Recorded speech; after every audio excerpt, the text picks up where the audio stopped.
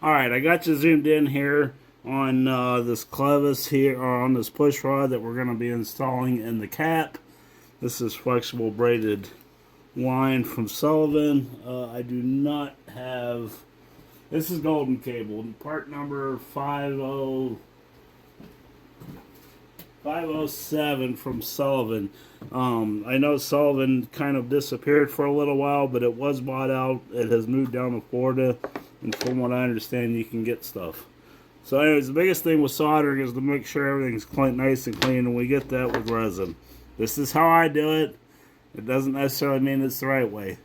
This is the paste that I use. This is water-soluble paste flux. This is the solder I got. This is rosin core. It'll help further clean it up, in my opinion. This is, I think, 60/40. I got this from Menards.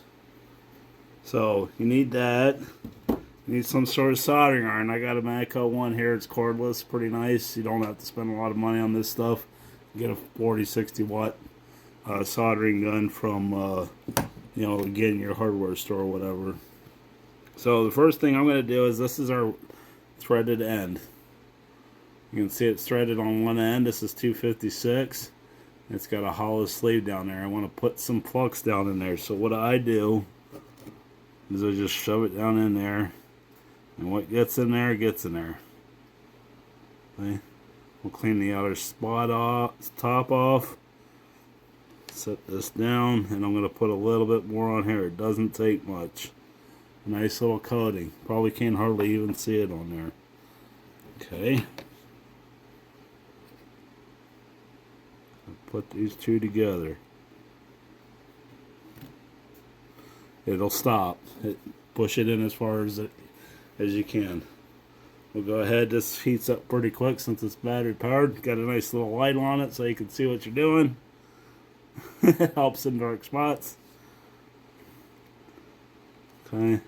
If you got a dirty tip, make sure you clean it. I like to take a little bit of sandpaper on it. This one's not too bad. I'm going to make sure it's hot enough to melt the solder. There we go. Okay. Okay. Don't touch it here. Touch it back here. This will start bubbling out. It's already happening. This is cleaning the surface. And then you want to introduce it at the end. The reason why you go in there is because the solder will follow the heat. You get some popping out of there. That's the air bubbles leaving. It doesn't take much solder, but you want to wait till everything's popped out because that means it's pulling itself in. A little bit at a time. Right on the end, right on the wire. It'll tell you when it's done because it'll start making a nice fillet on the end. See, it's still... There it is. We're done. Okay. Yep, see it's building up. Let it set.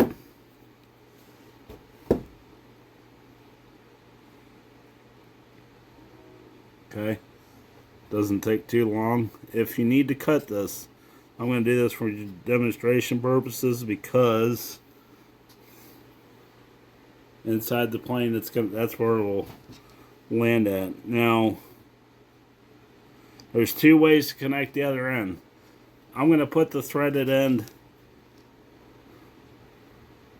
up on the motor because I already got a ball link there. It really doesn't make a big bit of difference how you run it. It's how you want to adjust it. So I'm going to put the threaded end up on the carburetor. On this end, I'll probably put a push rod keeper on it like I like to do on my throttles. But we're going to have to cut this because it's too long. So what we're going to do is we're going to reflux this up. That's too much. There we go. We're going to heat our gun up a little bit more. Let me get this out of the way here. We're going to get a nice little bubble right on the tip here.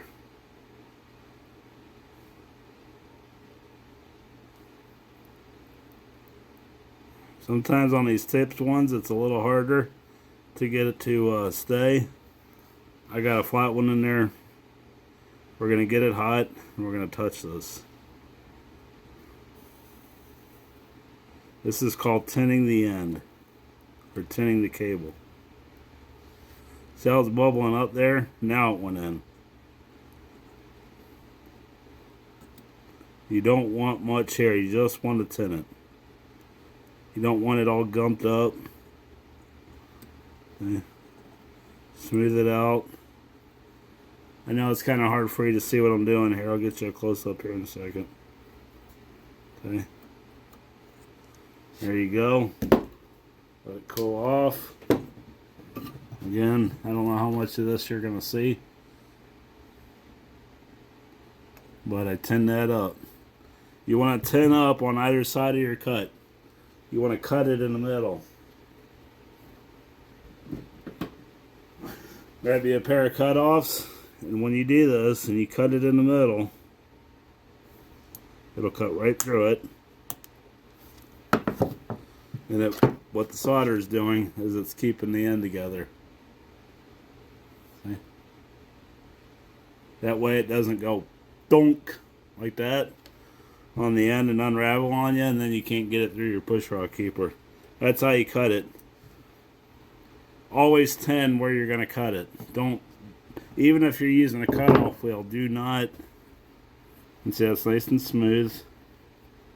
We can clean this up a little bit with sandpaper if you're that picky.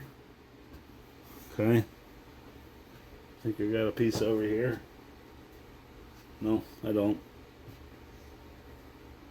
I don't know what I did with my sandpaper. Then you just take a piece of sandpaper, run that across, then it'll be nice and shiny again. So that's how you do that. You can do the same here. You want to try to test it? See if you can pull that out. Nope. See? Okay.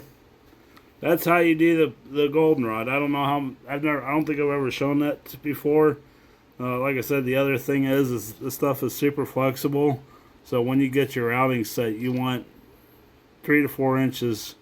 Every 3 to 4 inches, you want a mounting spot for the wire, for the rod this to go through. This is the plastic outer sheath. Okay, it's also very flexible. There's not a lot of room in here. That's why you don't want it get a goop it up.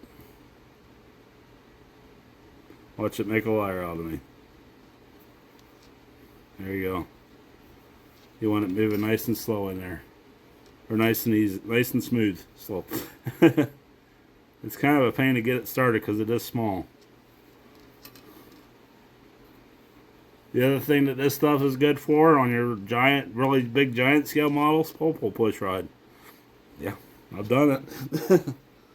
So, anyways, we're going to go ahead and get this routed in there, and I guess I can bring it back and show you what the end result looks like. Okay, so she's all installed. You can see I got my ball link up there. I did have to open up a package. Not that matters a whole lot of the complete kit, so we'll throw that in a spare bin because I didn't need all of it. I just needed this. Dubro does sell just the ends. I'll have to order some next time I do. You can see my little standoff here. I just grabbed a bolt out of the scrap bin, some washers. I drilled a couple holes in this thing. It's somewhat adjustable. Works fine. Oh, and it's not done yet. The glue's still drying. I put some tight bond in there, so I'll let that thing sit in there overnight, make sure it doesn't go anywhere. And I gotta find the throttle arm and all that. You can see where I tinned the end there. So I can get you in the camera view here. And I left it well long. The biggest thing with these is you want to make sure that you have enough space here for it to open and close all the way. So we're closed there. So moving nice and free. No slack. It's a little long here, but there's not much I can do in here to hold it down. So it is a little floppy up in there, but it seems like it's doing just fine. It ain't pulling on it or anything, and I can only move it about a ½ an inch back and forth. So, yeah. Wow, wow, nah, we're flying.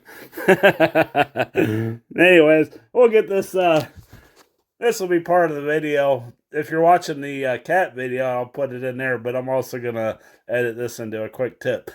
If you haven't checked out the quick tips playlist, I do highly recommend it.